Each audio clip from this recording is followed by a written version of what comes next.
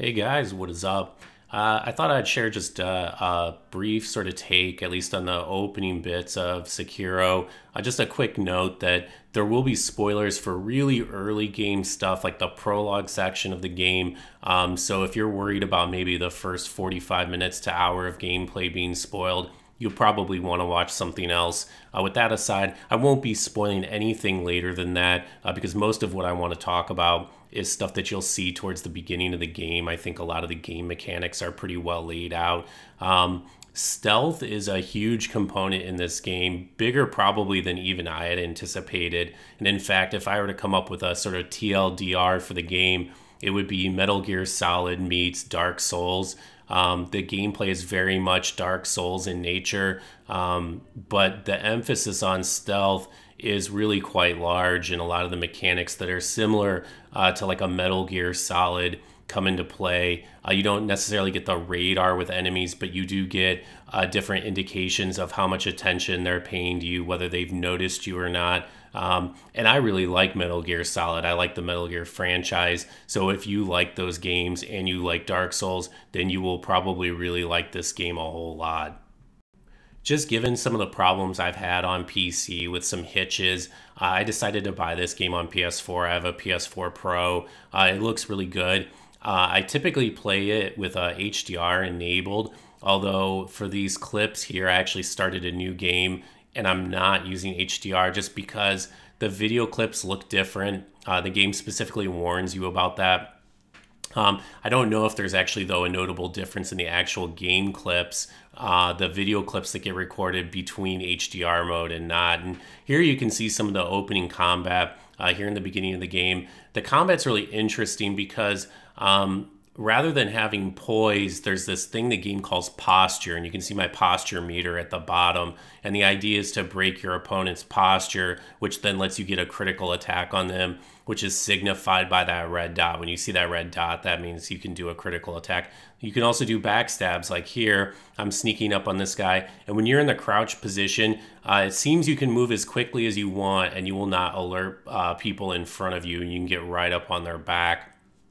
And here you can see I'm kind of skulking around trying to figure out how I'm going to engage these guys. I fail a plunging attack. The game does have plunging attacks. If you lock on while you jump off a cliff or a ledge of some sort, you'll see they'll get the red dot indicating that you'll be able to hit them with a plunging attack and kill them. But your opponents have two different meters. They've got a health meter and then a posture meter below.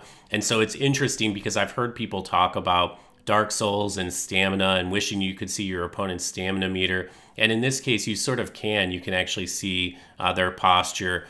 What's interesting, though, is that attacks do not deplete your stamina or sort of engage your posture. So it's kind of the inverse. So the meter, when it's empty, means you have full posture. And as the meter grows, you're losing posture. And if your posture gets broken, you can kind of get riposted. And that's usually a one-shot, although in the case of some of the bosses like this one, you saw, or maybe you saw, he actually has two dots above his meter, which means he needs 2 crits to finish him off. And the game doesn't call them crits. There you can see I successfully landed the plunging attack.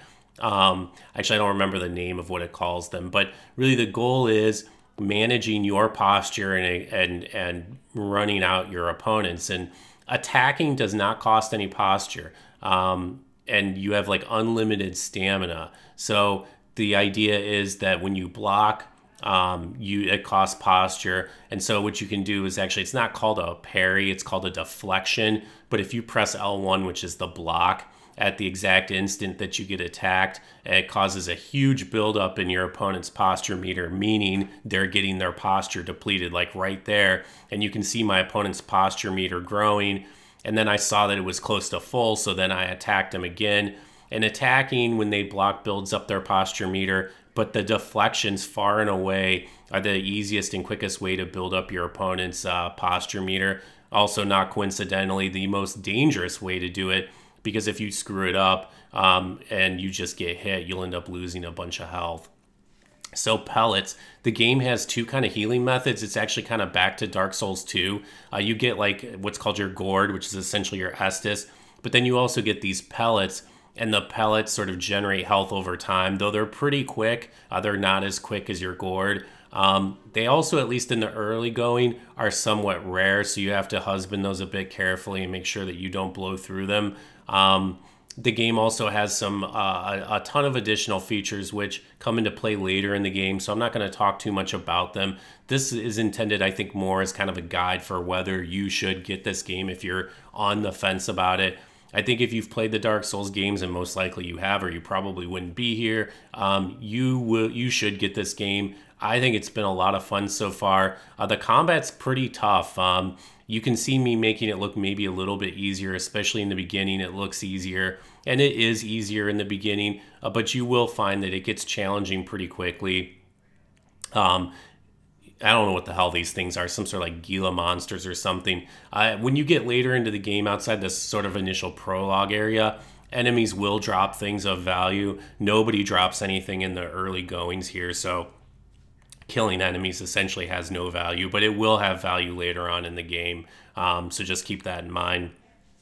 But tons of fun so far. I am really enjoying it. Definitely wish it had multiplayer. I am missing out on the multiplayer, though. One interesting side effect is that the game has a working pause menu, which has actually come in really handy. And in fact, if you've seen me on PS4, on PSN, you've probably seen me in-game, but in reality, I actually haven't played it too much. I've just been able to leave the game paused and walk away and then come back and pick it up when I have a few minutes to play. So definitely, for any of you thinking about getting the game, definitely recommend getting it. Again, I'm trying to give people an overview of the game without spoiling too much of the game, just trying to show this kind of an opening initial section of the game.